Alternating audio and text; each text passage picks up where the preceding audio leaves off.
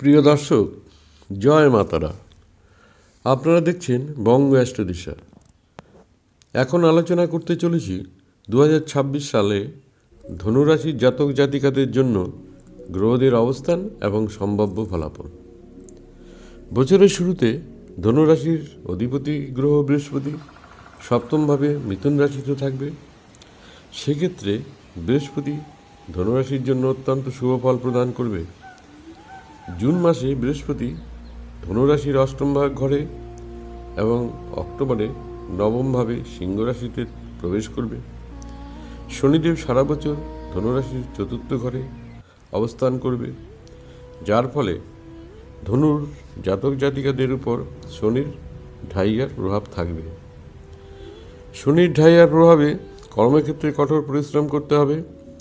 কাজের ক্ষেত্রে সাফল্য পেতে বিলম্ব হতে পারে, তবে ধৈর্য ধরে কাজ করলে দীর্ঘমেয়াদী সাফল্য আসবে। রাহু ধনুরাশির তৃতীয়ভাবে থাকবে, কেতু ধনুরাশির নবমভাবে থাকবে। রাহু কেতুর প্রভাবে বিবাহিত জীবন, ভুল বোঝাবুঝি বা মতপার্থক্য হতে পারে। সেক্ষেত্রে বৃহস্পতির শুভ প্রভাবে মতপার্থক্য, ভুল বোঝাবুঝি মিটে যাবে। কর্মজীবন ও ব্যবসার ক্ষেত্রে বছরের প্রথম থেকে জুন পর্যন্ত সম্ভাব্য ফলাফল। অংশীদারিত্ব মূল ব্যবসা এবং পেশাদারি সিদ্ধান্তের জন্য খুবই ভালো হবে। তবে জুনের 2 তারিখ থেকে 31শে অক্টোবর পর্যন্ত বৃহস্পতি অষ্টমে থাকার কারণে কোনো বড় বিনিয়োগের ঝুঁকি না নেওয়াই উচিত হবে।